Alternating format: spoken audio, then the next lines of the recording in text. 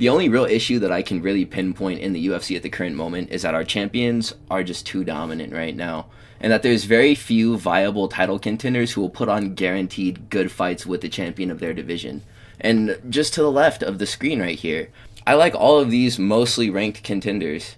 And even the ones who aren't ranked, they will put on good fights that I will enjoy watching. I'll grab my popcorn and I will have a blast watching their fights. But whenever we're talking about do they beat their champions, 98% of fighters in the UFC are gatekeepers, and it's not their fault. The champions are just that good. Between veterans, failed hype trains, and journeymen, each division on average has about only 3 people who make sense in the title picture, and the rest are just gatekeeping full time. And we have great fighters as well who fill these gatekeeper roles, like Corey Sandhagen here. If he didn't have to fight with Merab for the title, he would have probably been a champion several times over by now. That being said, if there was no Merab, he would have had to go through a prime Peter Yan, and we kind of already saw how that went. That's a hard fight for anyone to win. Peter Yan won a fight with Song Yadong on an exploded knee, and then recovered and then beat up Davison Figueiredo most recently. So the fact that that guy still can't even sniff the belt just kind of lets you know where we are right now. It's really not their fault. Only one person can be champ at a time.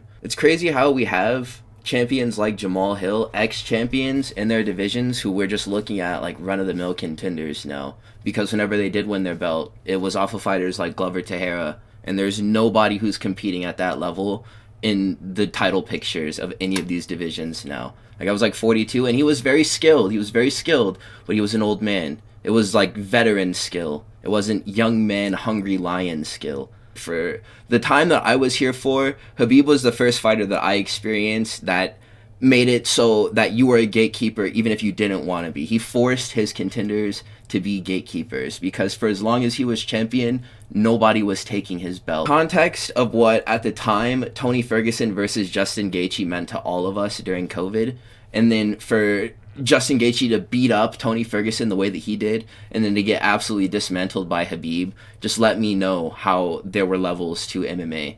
It well established then at that moment that we were likely moving towards a point in all weight divisions where they would each gain a champion who would be overly dominant. And there's this level that top contenders compete at, and then these Khabib and these Bilal and JDM level champions as well, these Islam level champions, these Merab level champions, these Pantoja level champions. I look at modern MMA and I'm just absolutely blown away by how good everyone is. And I look at old MMA and I appreciate it. I appreciate it a lot. And I am so grateful for all of the fights that have ever happened. But even a while back, I went back and I rewatched Stephan Bonner versus Forrest Griffin, just because I know it's a historic fight, the most important fight in the organization's history. I know that. It didn't make it any better for me to watch, as I'm expecting to see modern MMA. I'm expecting to see Johnny Walker versus Volkan Ozdemir, and it's just not that. Modern MMA is so competitive that if you were to imagine these fighters in 2025 winning belts off of Glover Teixeira or Fabricio Verdum in their respective weight classes, Jamal Hill and Stipe Miocic, it would be inconceivable to us just because the skill ceiling is so high. This label of gatekeeper, it doesn't supersede fan support for entertaining fighters. If you like your favorite fighter is just going to be that, regardless of their ability to win belts. And that's the way that it should be. I'm not diminishing any of these fighters' like watchability. I will watch a Road to UFC final on a prelims, and I'll lean into the computer monitor and make sure that I'm paying close attention for it. I don't care about any of that. I'm just saying that, like, there's nobody who's competitive for these belts anymore. And that's the reason why things feel kind of slow right now, is because we're not hoping for anything to happen. There's not a whole lot of things to look forward to in the way of progressing certain contenders that we feel can actually make a difference towards getting a title in their division. The problem is that the rankings are full of fighters who will never touch the belt. All it really takes is for you to lose one fight in the top 5 for you to then be identified as a gatekeeper by everyone, especially if you don't have a fun style. And this is why I want to get into the Amir Albazi parable. This fighter proved to me how you are a legitimate contender until you aren't one anymore. Albazi had snoozy decisions over the entire division and became a top 5 ranked contender after winning a razor close decision over Kai Kara France.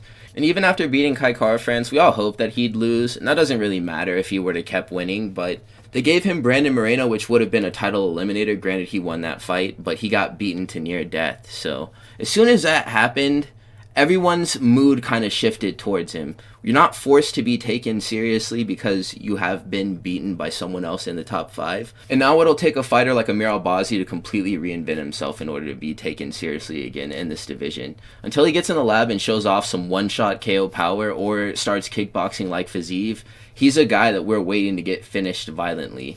And to me, that makes him a gatekeeper, even though he has a good bit of career left in him. That choke in that Kai Kara-France fight was actually pretty close to being finished, but as soon as he got out, it was applauding Amir Albazi inching off Kai Kara-France towards the cage and setting up clinches, and Kai Kara-France not using the full ability of his striking because he wasn't anticipating being taken down or clinched.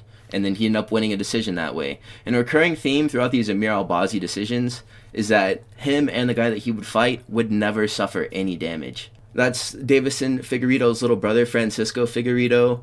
That is Kai Kara-France. He won both fights, and him and his opponent both were clean-faced. And Brandon Moreno, I think he might have made note of this, that whenever he wins, nobody bleeds. And he made Amir Albazi bleed. Brandon Moreno gained like 9 million social credit for this too, because nobody liked Amir Albazi. And this would have been the same deal with like a Mario Batista if Patchy Mix would have came out and choked him. It would have just been a gatekeeper and a guy that we're not looking forward to seeing win anytime soon.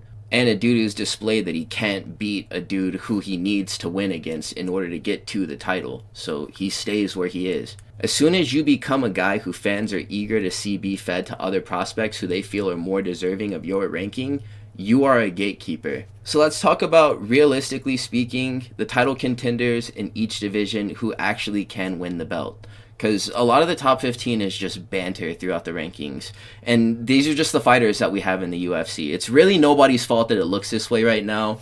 We're actually in a transitional period where we need new talent, and it's actually circulating, but we need to develop certain fighters, and also we just need to recruit some more as well. This will pan out just fine in the next couple of years, but for the next couple of years, it may just be the same champions. So Alexandre Pantoja in Flyweight, he's beaten Brandon Royval twice, completely off the table. He's beaten Brandon Moreno twice, completely off the table. Amir Albazi, are you kidding me? I just had a slide talking about how he would never get to Pantoja because of the fact that he's lost to the guy who's above him in the rankings.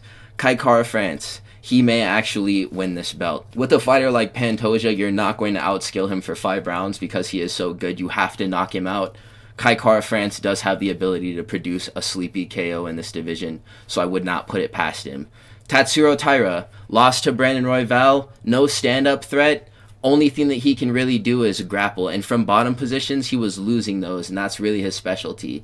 I don't think he gets to Pantoja. Manel Kape can win a fight with Pantoja. The only thing that makes me hesitant to say that he could do it is the fact that he has fought with Alexandre before, and he lost that fight. Alex Perez, Alex Perez is way too inconsistent with his layoffs. He's just suffered a horrible leg injury against Tatsuro Taira, so I'm not even sure if he's targeting a return at all at this point. And his skill set, I'm not sure if it's there to get to the belt. And concerning his skill set, if he couldn't stop his knee from getting destroyed by Tatsuro Taira, Alexandre Pantoja's grappling is likely going to overwhelm him. Asu Amabayev, he just got pieced up by Manel Kape. Nobody wants to see him progress further. We're going to be looking for contenders to put against Asu Amabayev and Amir Albazi just so that we can see them lose their ranked positions to guys who are more fun to watch. Steve Erceg, unfortunately, he has lost to Pantoja and has lost to Kai Kara-France after. He does have a scheduled fight. It's going to be against Alex Perez on August 9th. So we will see who's really about it at that point. It's hard to tell with this division.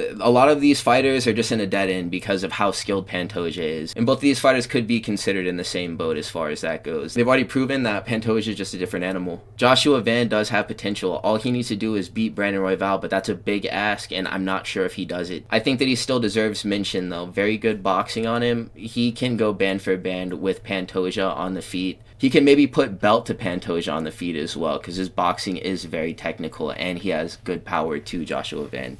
But it's the grappling. Nobody's tested the grappling once they've gotten through the first layer of the takedown defense. Because Joshua Van has really good takedown defense, nobody's able to get him on the floor in the middle of the octagon. And Pantoja specializes in this, of just holding you down in a position in the cage where you have no help. and it's just you and him. I hate for Joshua Van to get so far and for that fate to befall him. I think that he has a good shot, probably one of the best shots in this division of winning the belt. Tim Elliott, no chance. I think he's going to be fighting Kaya Sakura soon. There's this Japanese kickboxer named Nasukawa. We have Kaya Sakura, and Kaya Sakura is basically like MMA's Nasukawa. And that is really cool that we have a fighter who is so well versed in kickboxing and that style of it as well, because those Japanese kickboxers are super entertaining. I hope that Tim Elliott gets knocked out brutally by Kaya Sakura and that it's really fun to watch. Tiger Ulanbekov, I almost put him on this list because if he has Khabib with him, he may be able to do this. I would say that he is beginning a title run. With 2 wins in the flyweight division, you're on a title run. And he just beat a guy named Clayton Carpenter. In his last fight, Khabib was there. I think that if he does have that guy as a coach, he may go far in this division. I'm not going to say that he probably beats Pantoja, though.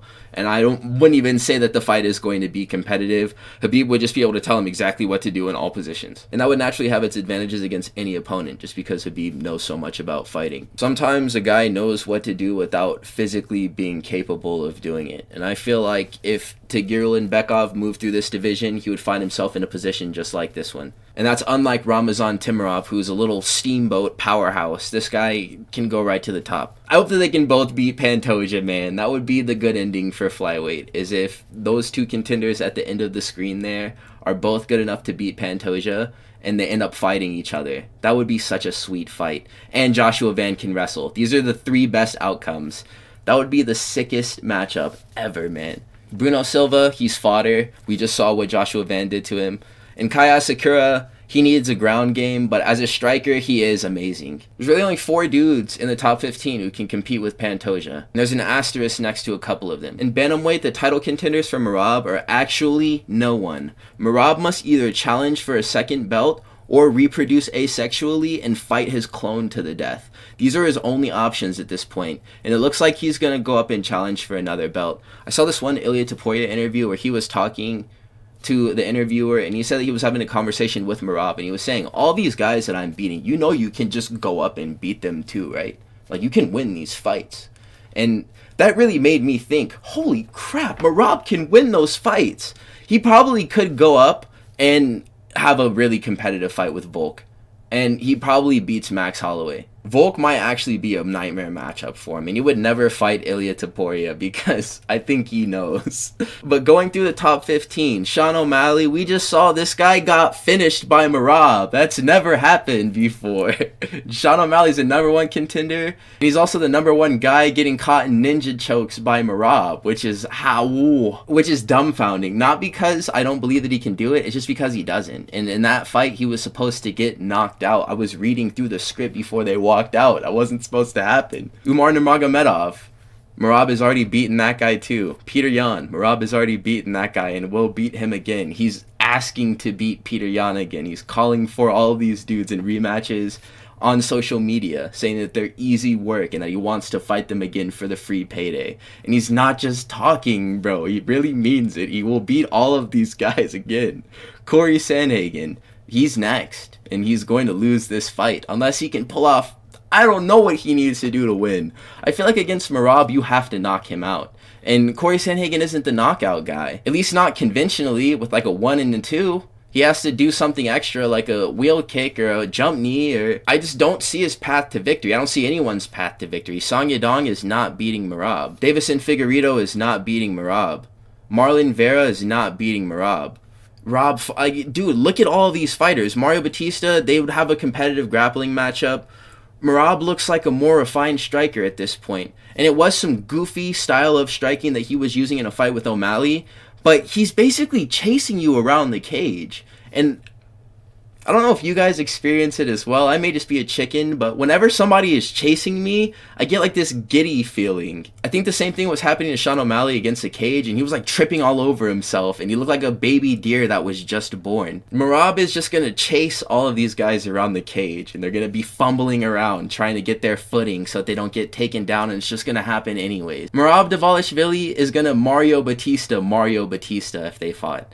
And Mario Batista may make it into the top 5. He very well could deserve to be there. And looking at it right now, he probably beats Song Yadong and a couple of dudes above him. But it doesn't mean anything because Merab is putting everybody's dreams on hold until he retires from this belt. Henry Cejudo, Merab has already done that. He's carried him around like his baby son and thrown him on the ground in front of Dana and talked to him. Ayman Zahabi, I wouldn't call him a dark horse. I wouldn't say any of these guys are dark horses because none of them beat Merab.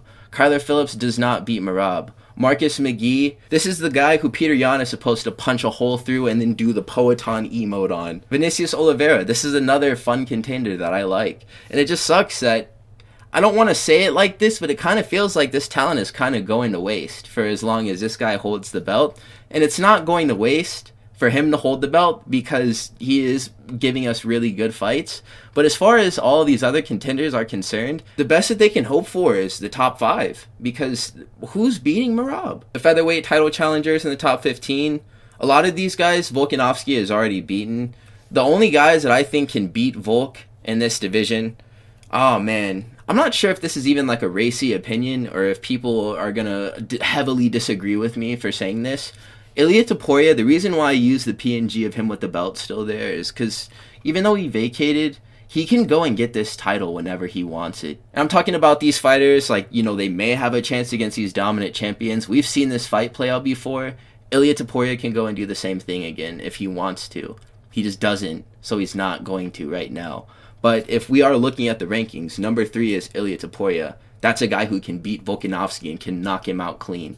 Max Holloway likely doesn't beat Volk in a 4th fight, and he's a lightweight now as well. Diego Lopez, we just saw that. Ilia Topuria, we also just saw that. Movsar Evloev, I know that he deserves it, and that's suggestive to me, man, because he lost to Arnold Allen on the basis of the new rule change. And people are like, no, well, he got the win on Tapology, but nobody wants to use that same talking point for Jones Reyes, right? So Movsar Evloev lost to Arnold Allen. And then he beat Aljamain Sterling, who I think this was his first outing at featherweight, or if not his first outing, his second one, because he had just beaten Calvin Kattar. I don't think he's doing anything to Volkanovski. That boxing is underrated, I will say, but it's really not that good. The grappling, Alexander Volkanovski proves that he has that on lock. As far as high-level grappling defense goes, if a fight happens between him and Movsar, it likely would look like the first Islam fight, but favoring Volk a bit more. Because Movsar is not hitting with the same amount of steam as Islam and doesn't have the same striking technicality as he does in the boxing or the kickboxing. Yair Rodriguez, don't even make me laugh, dude. I know that I said that people are freaking out about that fight maybe being made prematurely, but I don't want to see that either, dude. I know how it plays out. Just watch the first fight. I know that the head clash happened, but that boy got master class. Don't act like that wasn't what was going on. I love Arnold Allen, and he may actually be a guy who could win this belt, but I just don't think so. He beat the crap out of Giga Chikadze, but he needs to be finishing these fights. You gotta knock out Volkanovski. You have to knock him out. These great fighters who are just really amazing at everything, you can't decision them. Most of the time, at least, you have to knock them out. Arnold Allen is a pretty big puncher. He's jacked. But the KO threat isn't with him enough for me. I don't think that he is a competitive fight for Volkanovski. Brian Ortega, we've already seen this, man. And I think that it plays out the same way if it were to go down again. And that would be the best case scenario for Brian Ortega, is that he had a 5-round war with Volkanovski and almost submitted him twice. But ultimately, he would lose anytime that they fought. Lerone Murphy, again, don't make me laugh, dude. That performance against Josh Emmett makes me think that he may not even beat a Brian Ortega in a fight. A guy who will push an awkward pace or be more directed towards working their game plan that isn't just this huge overhand that'll just swing and miss. Aljamain Sterling is a gatekeeper at this weight class. He's not around to do anything except for test the grapplers that are in the rankings. He's never going to fight up. I think he's only taking ranked fights with guys who are below him on this top 15 list. At this point of his career, I don't know how he would make it to Volkanovski with some of the striking threats that he would have to deal with going up the ladder. And with the test of Alexander himself, I could see him getting packed out. Josh Emmett, like, dude, Josh Emmett is the guy who you test to get into the top 10 in order to see if they can fight for a title. And lately, the dudes who have been beating Josh Emmett like Lerone Murphy have been doing it in a very uneventful way. And the guys like Bryce Mitchell, who aren't even ranked anymore, were getting chinned by him at one point. So that adds some ethos back into the task of getting a win over Josh Emmett. He's built a brand off of being a solid top 10 guy, and that's kind of the way that I see things staying for him. Gene Silva, though, he can do it. It's the unorthodox power, it's the distance management, it's the reaction time, it's the viciousness, the ferocity, it's the willingness to engage in a brawl while still maintaining technique. The only question that's left on Gene Silva is whether or not he has the fight in him to stay in one with Volkanovski, because he's never been tested through getting damaged a lot. We practically haven't seen this guy bleed ever. I don't know how he'll do if he gets pushed in a very grueling fight against a champion who is tested for 25 minutes on numerous occasions. Yusuf Zalal, I know for a fact that he probably wouldn't fare well in a fight against Volk. I think that he would make it to a decision, but he would lose. And if him and Volkanovski both opted to fight on the back foot like their styles predominantly are, we may see them stalemate and potentially have a really boring fight where nothing really happens if one of them doesn't start wrestling or something. Everyone below Gene Silva is in the rankings to exist as a guy to matchmake with the fighter who's outside of the rankings, like Steve Garcia, so that they can be ranked in the top 15 and get matches made that make sense for this weight class. We have Ju Sang-yu now, the Korean Zombie Jr., and he needs to get into these rankings. And I know he's probably looking at David Onama like he's yams, cornbread, collard greens, fried chicken, braised oxtail, neck bones. And that's what you're seeing recurringly, is that a lot of these different contenders in these weight classes are just livestock feed. The same thing is ever true about the lightweight division, and we're in a weird spot here. If Islam Makhachev was still the seeded champion, we would be looking at a bunch of empty defenses. Maybe Arman Tsarukyan as the only meaningful one, but it's kind of the same thing as Movsar Evloev, where based on merit and who deserves it the most, yeah, Arman Tsarukyan, but I'm pretty sure that he gets heated up in this fight. Arman Tsarukyan does food content more than he actually trains in MMA now, and Islam Makhachev is working overtime to make sure that he can redeem the loss that he took back in the day. He's winning so dominantly now that it's completely scrubbed from most of our memories that he's ever lost. But he's no longer the champion. We're looking on towards International Fight Week, where Ilia Topuria will fight Charles Oliveira. If either of them win this title, neither are looking to have very interesting matchups. Well, I guess Charles Oliveira versus Max Holloway could be a fun fight. But if Ilia Topuria wins, like I'm thinking that he does, all of these guys likely get knocked out, and none of them are going to have a good fight with Ilia Topuria. I'm looking up and down 1 through 15, and you can't convince me that all of these guys don't get boxed into a coffin by Ilia Topuria, especially if the display of his power looks the way that I think that it's going to in his fight with Charles Oliveira. This is free money. You can make millions off of this division just waiting around for Islam to get ready to come back and fight him, or for him to go up to another weight class to challenge for that belt if Islam doesn't come back down. The only thing maintaining my interest at this point in this division is the prospect of Ilia Topuria becoming champion. But at the same time, it also makes things a lot less interesting, because then we're sitting around going, oh, do you think Justin Gaethje beats Ilia Topuria in a fist fight? No, of course he doesn't. None of these guys do. That is, unless my man Ilia is just the biggest fraud buster ever, and like those were just two of the luckiest shots that he ever landed in his life against Volk and Max. But yeah, I highly doubt that. So whenever we're talking about welterweight, the only guys who are actually in contention for this belt are going to be... I'm making this video before UFC Atlanta, where Joaquin Buckley is going to fight Kamaru Usman. Of the two, whoever is the winner of that fight, those guys are going to be seriously considered for the next title shot. They will likely be one fight away, but I don't see them having difficulty in winning their next fight, which will likely be Ian Gary. And if not Ian Gary, it would then be Shavkat, and that would be a very tough fight for Usman or Buckley to win. I think that Buckley is going to knock out Usman. I think that he is a guy who could beat Jack Della Maddalena in a fist fight. If we're talking about, Carlos Prates or the Ian Machado Garys, Ian Gary is, maybe. This is the dark horse. Ian Gary is a dark horse. It's physical ability. He has pretty much all-encompassing knowledge of MMA as a sport. It's the physical ability that's limiting him to be able to win a fight against Shavkat on a torn MCL even in his left knee. And he still didn't dominantly do it, but convincingly beat Ian Gary. Sean Brady got boxed into a coffin by Bilal Muhammad. So you really think that he's about to do some dirt against Jack Della Maddalena?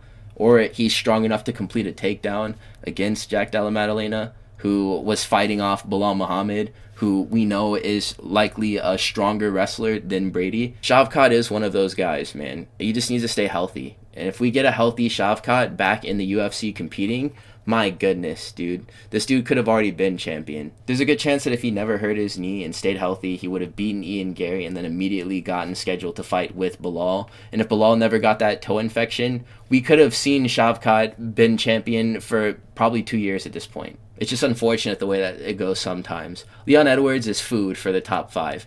I think that they're giving him to Michael Morales. Michael Morales is another guy who can beat Leon Edwards and be right there in the picture to challenge Jack Della Maddalena, and they would have a very good fight together. I could even see Michael Morales knocking out Jack Della Maddalena and just making it look really weird. This could be an all-time clip, dude.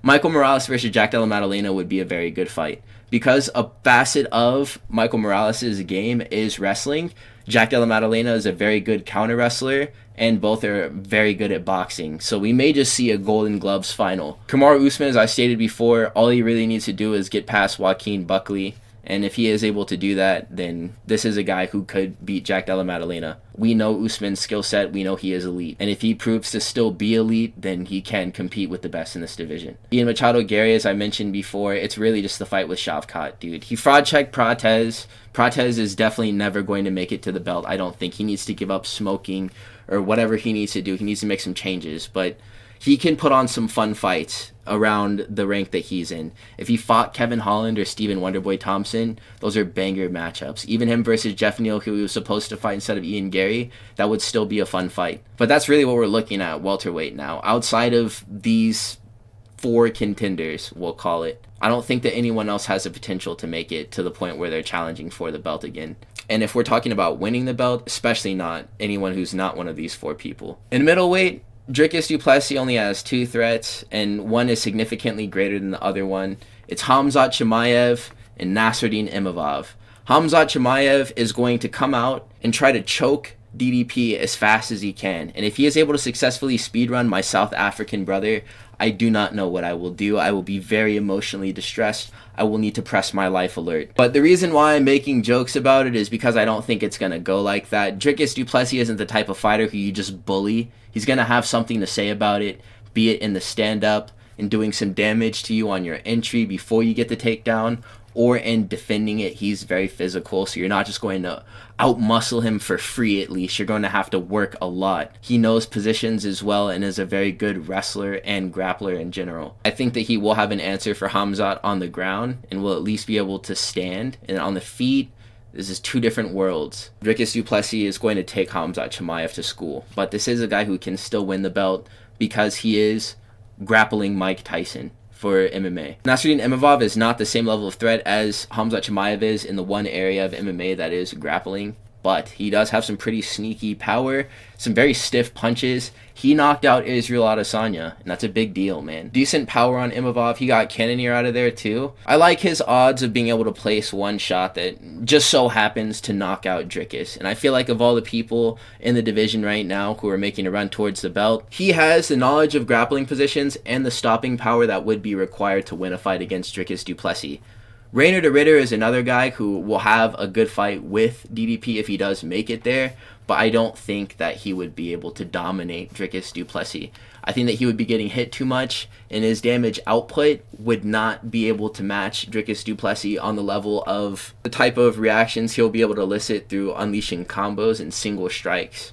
I mean, the clinch work out of Reiner de Ridder is pretty nasty, but Dricus du Plessis is good everywhere. And if we're talking about power for power, Dricus du Plessis 8,000% hits harder than Reiner de Ridder, and probably by a lot. So I would mention him, but I don't think that he has a very close fight with Dricus du Plessis. It's probably a fun fight, but Dricus wins. And going up and down this list, a lot of these guys, like Sean Strickland, have already beaten by Dricus du Plessis, or they've been beaten by Israel Adesanya whenever he was champion, and Dricus du Plessis beat Israel Adesanya. I guess people could say it is an out of his prime style bender, but even still, a lot of these dudes like Cannonier, Whitaker, Strickland even, Vittori, Costa, these guys are over the hill because they've been around since Adesanya has been around. Kyle Baralho is another guy who I think may have a chance of getting to the title. I think that there's a high likelihood that he does end up challenging for the belt. In his fight against Cannonier, they were competitively striking. And also, in his fight against Paul Craig, he was definitely putting B2A, but they were also having competitive stand-up in certain moments. And it wasn't like Kyle Baralho was completely fresh in the sequence whenever he dropped and finished Paul Craig. He was breathing heavily, and they were deep into a fight with each other. This division is getting healthier, but the top 15 towards the bottom is still pretty... Abu shows promise, and so does RDR, but we still need a few other guys to move up the rankings, like Mansour, Abdul Malik, that's a guy. Marco Tulio, we need to get those guys through 185. Stat, pronto. Light heavyweight is completely frozen, and it has nothing to do with Alex Pereira not fighting again. Unless he had a bunch of injuries that have kept him out of the game for this long, and he was seriously messed up whenever he was fighting Magomed Ankalaev, and he comes back and challenges again, and it's a completely different fight. I do not want to see Alex Pereira versus Magomed Ankalaev too. I have actually zero interest in seeing the same thing unfold and being even more disappointed and doubling down on those emotions that I felt whenever Alex Pereira did not smear his red beard all over the canvas with a left hook. I don't want to go through it again. The only guy who actually makes sense in a fight with Magomed Ankalaev is going to be Yuri Prochazka, in my opinion at least. I was thinking about Carlos Ulberg. Nobody's really tested the grappling, and the thing about him is that if he doesn't knock you out early, then I think Kennedy and Zechiku ended up getting him out of there. This is a guy who lost to Kennedy and Zechiku. I'm not about to back Azamat Mirzakhanov to go on a title run and win this belt. And we know Dominic Reyes likely isn't going to be able to do it either. And just looking through the top 10 right now, our best hope for a guy who would be able to challenge against Magomed Ankalaev and do something that matters is going to be Yuri Prochazka. Ming Zhang, nobody's tested the grappling. He likely gets controlled by Magomed Ankalaev. Mirzakhanov has a lot of skill and power, but I don't think he has the physicality to match Ankalaev. And that can be said about pretty much everyone else except for Yuri. And Yuri's been a studious fellow, and he hasn't been a fighting one, so he's going to get back to that real soon as finals are almost over, and then he's going to fight Magomed Ankalaev, hopefully, man. I really need to see this fight. And whenever we're talking about heavyweight title challengers in the top 15, the only guy that we have for John Jones in this division is Tom Aspinall. And there's a lot of content circulating about how people feel about this fight. I think that John Jones wins, dude. And I'm not even like a John Jones glazer, bro. I just feel like people are doing all of this like extra stuff just to push Tom Aspinall into a fight with a guy who takes him down and submits him. And it's his right to know if that is what happens in the fight. He deserves to be able to be in a spot to where that's revealed to all of us and himself, with the ability to be known as the greatest fighter ever for the fact that he achieved this. But that's really how I feel. And everyone outside of this, like, for as long as John Jones is still here and can kind of fight, he's going to beat all of them. And outside of a fight with Tom Aspinall, since Tom Aspinall is significantly better than all of the rest of these contenders as well, I don't think that there's going to be varying degrees of difficulty that John Jones would have with the top 15 heavyweight if he were to fight all of them throughout 6 months, but he doesn't even fight in 6 months. So I'll be salty, you guys. And I know that I've been like Mr. Positive, like happy fun times, 2 thumbs up about the John Jones, Tom Aspinall stuff. If we don't end up getting this fight, I'm going to be salty about it. I probably won't ever sign no petition because I just don't think that matters. And quite frankly, I don't believe in it.